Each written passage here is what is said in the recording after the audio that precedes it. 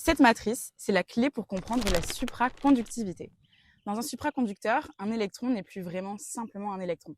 Et dans cette matrice, qu'on appelle la matrice de Bogoliubov-D'Eugène, on voit apparaître l'énergie des électrons, xk, et delta, qui représente la force de couplage des paires de Cooper. Mais en réalité, ce que représente surtout cette matrice, c'est le fait que les excitations du matériau deviennent des mélanges quantiques d'électrons et d'absence d'électrons, c'est-à-dire de trous. Et lorsqu'on la diagonalise, elle fait apparaître ce qu'on appelle les quasi-particules de Bogoliubov. Et ça permet surtout de comprendre une propriété fondamentale des supraconducteurs, l'ouverture d'un gap dans leur spectre d'énergie. Quand on étudie un système en physique, ce qu'on regarde souvent en premier, c'est son énergie. On cherche d'abord l'énergie la plus basse qui décrit le système dans son état fondamental, puis on regarde les excitations possibles pour comprendre comment le système peut évoluer et réagir. Dans les matériaux, toutes ces énergies forment ce qu'on appelle un spectre d'énergie. Et c'est un outil essentiel pour comprendre leurs propriétés. Et dans un supraconducteur, on observe un gap, un intervalle d'énergie dans lequel il n'existe aucune excitation possible.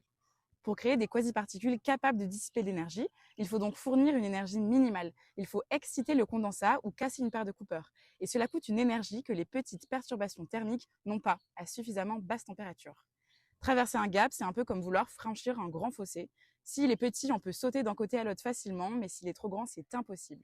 Ce gap empêche donc les petites perturbations de créer facilement des excitations dissipatives. Et combiné à la cohérence de phase du condensat, il permet au supercourant de persister sans résistance.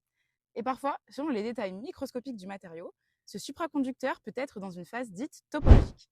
À ce moment-là, la structure de Bogoliubov peut faire apparaître aux extrémités, aux interfaces ou dans les vortex du matériau, des excitations très particulières, des modes zéro de Majorana, qui sont des particules qui sont leurs propres antiparticules. Mais ça, on en parlera dans la prochaine vidéo. Moi, c'est Magali, je fais une thèse sur les matériaux quantiques et si tu veux en savoir plus, alors abonne-toi.